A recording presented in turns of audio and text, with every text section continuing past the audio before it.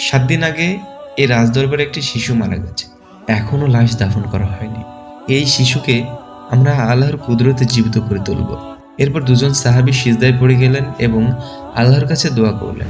আল্লাহ রব্বুল আলামিন সেই রাজার মেয়েকেও জীবিত করে দিলেন, যে কিনা দীর্ঘদিন আগে মারা গিয়েছিল। এই রাজার সামনেও কতগুলো মুজিজা প্রকাশ করা হলো, কিন্তু তারপরও রাজা তাদের গ্রহণ করলেন না। তাদের তাওহীদের দাওয়াত প্রত্যাখ্যান করে তাদের শাস্তির আয়োজন করলেন। পৃথিবীতে এমন কিছু মানুষ ছিল যাদের দাওয়াতের চেষ্টায় তারা আল্লাহর কুদরতে মৃত মানুষকেও জীবিত করেছিল।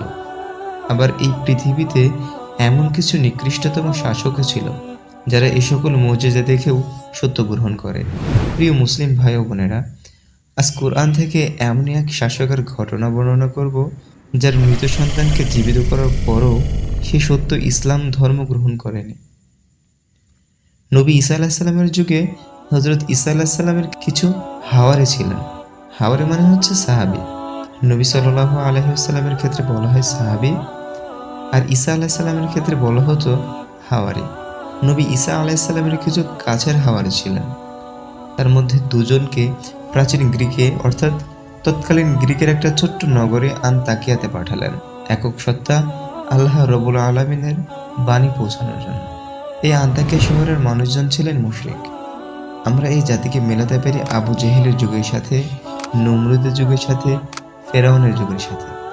সে সকল যুগে মানুষ যেমন বিভিন্ন শিরকে নিমজ্জিত ছিলেন, তারা যেমন মূর্তি পূজা করতেন, গাভী পূজা করতেন, কবর পূজা করতেন, ঠিক তেমনই এক জাতি ছিল এই আনতাকিয়া শহরের মানুষগুলো। নবী ঈসা আলাইহিসসালাম এই শহরে তার দুজন হাওয়ারিকে পাঠালেন তাওহীদের বাণী পৌঁছানোর জন্য। তাওহীদের এই দুজন বার্তাবাহক আনতাকিয়া শহরে ঢোকার শুরুতেই একজন ব্যক্তির সাথে দেখা হলো, যিনি পেশায় ছিলেন একজন কাঠমিস্ত্রি। এই কাঠমিস্ত্রিকে দুজন হাওয়ারি জিজ্ঞাসা করলেন, আপনার নাম কি? উত্তরে কাঠমিস্ত্রি বললেন, আমার নাম হাবিব বিন ইসরাইল। হাবিব বিন ইসরাইল ওই দুজন সাহাবীকে জিজ্ঞাসা করলেন, আপনারা কারা? এখানে কেন এসেছেন? তারা বললেন, আমরা এখানে তাওহীদের দাওয়াত দিতে এসেছি। ওই ব্যক্তি জিজ্ঞাসা করলেন, তো আপনারা কেমন তাওহীদের দাওয়াত দিতে এসেছেন? আপনাদের রব কে? কি তার পরিচয়?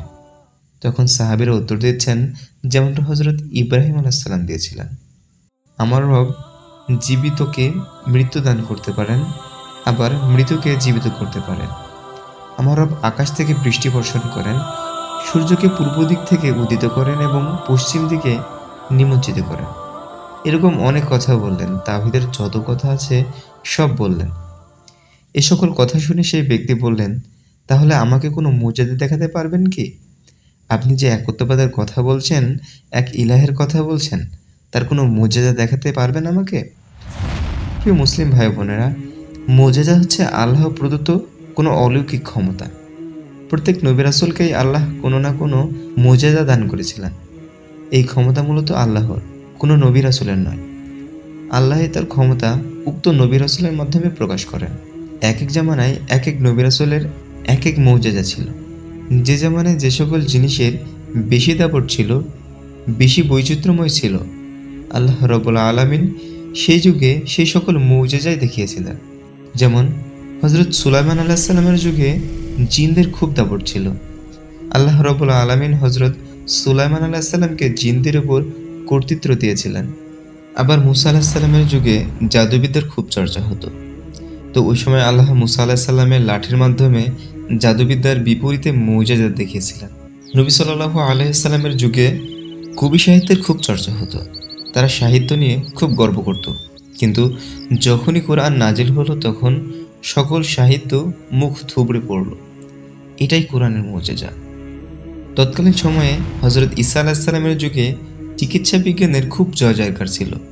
এর প্রেক্ষিতে হযরত ঈসা আলাইহিস সালামকে আল্লাহ এমন এক মুজিজা দিলেন যে তিনি সকল রোগ নিরাময় তো করতেনই, এমনকি মৃত মানুষকেও জীবিত করতে পারতেন। আনতাকিয়া শহরের ওই কাঠমিস্ত্রি যখন বললেন, আপনার কি কোনো মুজিজা দেখাতে পারবেন? তখন হযরত ঈসা আলাইহিস সালামের সাহাবীরা বললেন, ঠিক আছে, আমরা আল্লাহর মুজিজা দেখাবো। আপনি কি মুজিজা দেখতে চান? তখন ওই কাঠমিস্ত্রি হাবিব বিন ইসরাইল বললেন, আমার একটা ছেলে দীর্ঘদিন ধরে চোখের অসুখে ভুগছে, তার এক চোখ নষ্ট হয়ে যাচ্ছে। আপনারা আপনাদের আল্লাহর হুকুমে শেফা দিতে পারবেন? তখন সাহাবী দুজন আল্লাহর কাছে ওই বাচ্চার শেফার জন্য সিজদায় লুটিয়ে পড়লেন, আল্লাহর কাছে সাহায্য চাইলেন এবং ওই বাচ্চার চোখে হাত বুলিয়ে দিলেন। আলহামদুলিল্লাহ, বাচ্চাদের চোখ ভালো হয়ে গেল। তখন ওই কাঠমিস্ত্রি বুঝতে পারলেন এটা সত্যিকারের তাওহীদের বাণী ছাড়া অন্য কিছু হতে পারে না। মুহূর্তের মধ্যেই তিনি কালিমা পড়ে মুসলিম হয়ে গেলেন এবং মুসলিম হওয়ার পর তিনি তার জনপদ ছেড়ে একটু নির্জনতা অবলম্বন করলেন। তিনি ইসলাম ধর্ম গ্রহণ করে কিন্তু তার জনপদের মধ্যে থাকেননি, কারণ ওই মুহূর্তে তার শহরের সবাই মুশরিক ছিলেন। ওই অবস্থায় তিনি তার জনপদে ফিরে গেলে তার জীবন হুমকিতে পড়ে যেত। এজন্য তিনি পরিবার সহ একটু নির্জনতা অবলম্বন করলেন। অন্যদিকে সাহাবী দুজন আন্তাকিয়া শহরে ঢুকে পড়লেন এবং বেশ কিছু সময় ধরে দাওয়াতি কাজ করে যেতে লাগলেন, কিন্তু মানুষ তাদের কথার কোনো দাম দিচ্ছে না, ইসলাম গ্রহণ করছে না। ঠিক যেমনটা মক্কা শহরে মুহাম্মদ সাল্লাল্লাহু আলাইহি ওয়াসাল্লামের ক্ষেত্রে হয়েছিল। একটা জিনিস লক্ষ্য করুন, এই ঘটনাটি যে সূরাতে বর্ণনা করা হয়েছে সেই সূরাটি মক্কায় অবতীর্ণ হয়েছিল। আল্লাহ রাব্বুল আলামিন এই ঘটনার মাধ্যমে নবী সাল্লাল্লাহু আলাইহি ওয়াসাল্লামকে শিক্ষা দিয়েছিলেন দাওয়াতি ক্ষেত্রে তাকে কতটা ধৈর্যশীল হতে হবে। এই দুজন সাহাবী দীর্ঘদিন ধরে দাওয়াত দেওয়ার পর যখন মানুষ ইসলাম গ্রহণ করছে না, তখন তারা প্রকাশ্যে তাকবীর দেওয়া শুরু করলো। যখনই তারা বের হতেন তখনই তাকবীর দিতেন, আল্লাহু আকবার, আল্লাহু আকবার, লা ইলাহা ইল্লাল্লাহ, লা ইলাহা ইল্লাল্লাহ। এভাবে প্রকাশ্যে দাওয়াত দেওয়া শুরু করলেন। যে না তারা প্রকাশ্যে দাওয়াত দেওয়া শুরু করলেন, তখনই ওই আন্তাকিয়া শহরের রাজা তাদের গ্রেফতার করলেন। আন্তাকিয়া শহরের রাজার কি নাম ছিল তা কোরআন বা হাদিসে উল্লেখ করা হয়নি, তবে ওই দুজন সাহাবীর নাম ছিল সাদেক এবং মাসতুখ। ওই দুজন সাহাবী সাদেক এবং মাসতুখ যখন জেলে বন্দী হয়ে রইলেন, তখন ঈসা আলাইহিস সালাম ওই দুজনকে মুক্ত করার জন্য আরও একজনকে পাঠালেন, যার নাম ছিল শামউন। এই শামউন নামের যুবকটি ছিল অত্যন্ত বুদ্ধিমত্তা সম্পন্ন ব্যক্তি। তিনি ওই শহরে ঢুকেই নিজের পরিচয় গোপন করে ফেললেন। তিনি তার পরিচয় গোপন করে মোটামুটি একটা ছদ্মবেশ ধারণ করে ধীরে ধীরে রাজার কাছের মানুষদের সাথে পরিচিত হওয়ার চেষ্টা করলেন।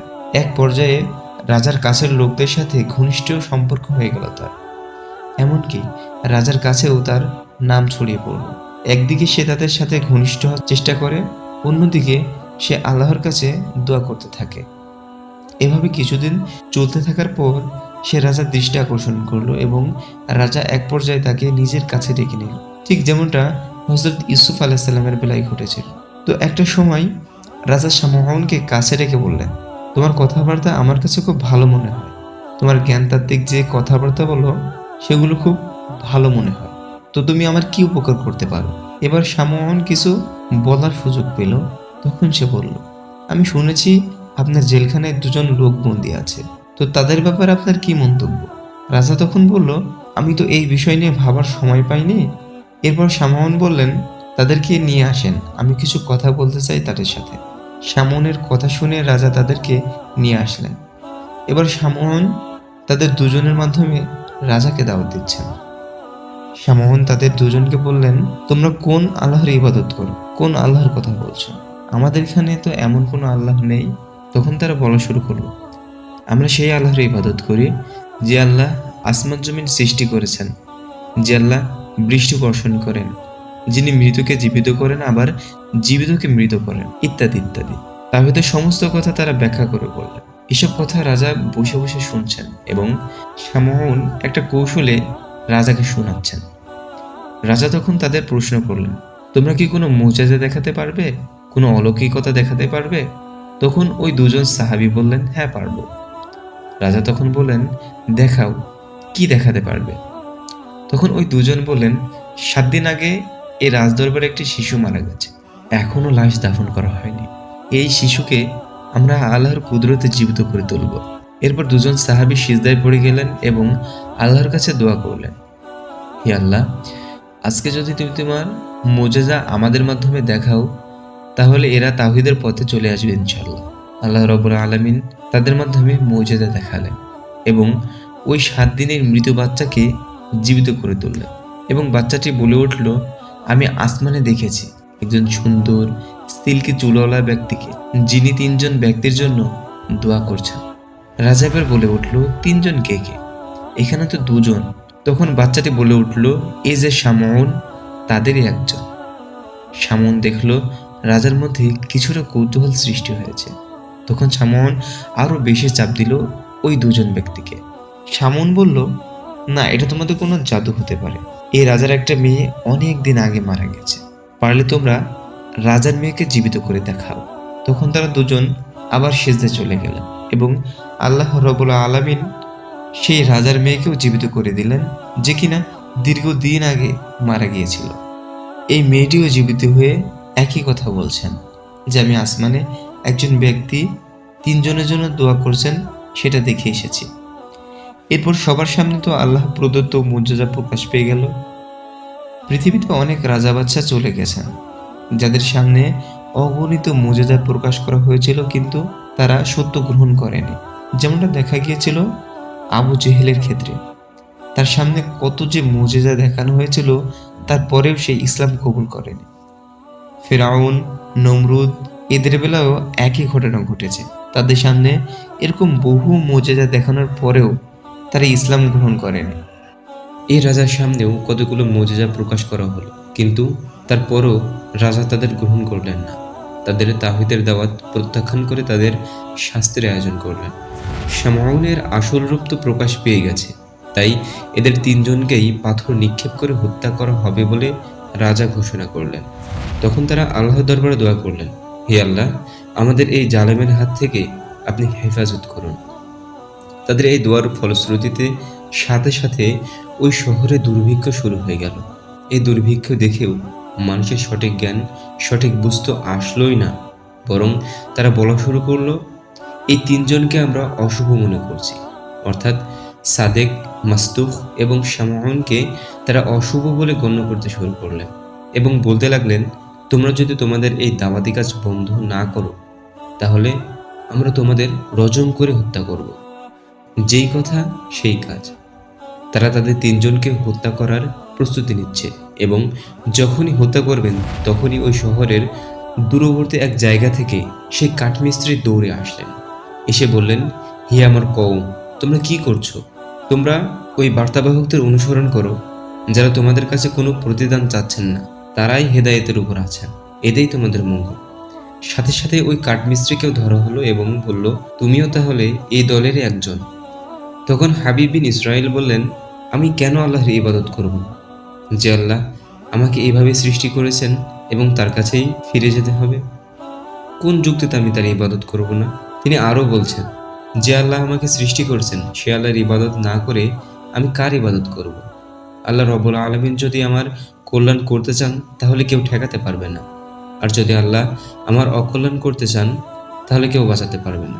আর আমি যদি এই সত্য জেনেও শিরকে লিপ্ত হই, তাহলে আমি নিশ্চয়ই বিভ্রান্তির মধ্যে থাকব। এরপর ওই ব্যক্তিটিকে আগে হত্যা করা হলো। তাফসীরকারকদের মধ্যে 3 জন সাহাবীদের হত্যা করা হয়েছিল কিনা সঠিক জানা নেই, তবে ওই ব্যক্তি অর্থাৎ কাঠমিস্ত্রিকে আগে হত্যা করা হয়েছিল, এটা কুরআন হাদিসের আলোকে প্রমাণিত। যখন তাকে হত্যা করা হচ্ছিল তখন তিনি বললেন, তোমরা শুনে রাখো, আমাকে হত্যা করছো করো, কিন্তু শুনে রাখো, আমি ঈমান এনেছি আমার এবং তোমাদের সকলের রবের প্রতি। যখন তাকে হত্যা করা হচ্ছিল তখন অথবা হত্যার আগেই তাকে তার জান্নাতের ঘর দেখানো হয়েছে। সুবহানাল্লাহ, সুবহানাল্লাহ। তাকে বলা হচ্ছে, জান্নাতে প্রবেশ করো, জান্নাতে প্রবেশ করো, সুবহানাল্লাহ। এরপর তাকে হত্যা করা হলো। আন্তাকিয়ার জনপদ 70 জনও তা গ্রহণ করলো না, আবু জেহেলের মতো আচরণ করলো, নমরুদের মতো আচরণ করলো। আল্লাহ তাদের জন্য বড় কোনো প্রাণী বা বড় কোনো প্রলয় দিয়ে তাদের ধ্বংস করেন, শুধুমাত্র একটা বিকট শব্দ দিয়ে আল্লাহ রাব্বুল আলামিন ওই জাতিকে ধ্বংস করে রেখে দিলেন। প্রিয় মুসলিম ভাই ও বোনেরা, যুগে যুগে এমন বহু ঘটনা ঘটেছে যেগুলো কোরআন ও হাদিস দ্বারা প্রমাণিত, যাদের সামনে এরকম অনেক জালেম মানুষ দুনিয়াতে এসেছেন, যারা সত্য জেনেও সত্যকে গ্রহণ করেনি। তাদেরকে আল্লাহ এভাবেই দুনিয়া থেকে বিদায় করে দিয়েছেন। আল্লাহ আমাদের সকলকে কোরআন হাদিস বুঝে জেনে সেগুলো মানার তৌফিক দান করুন। ওমা তৌফিকি ইল্লা বিল্লাহ।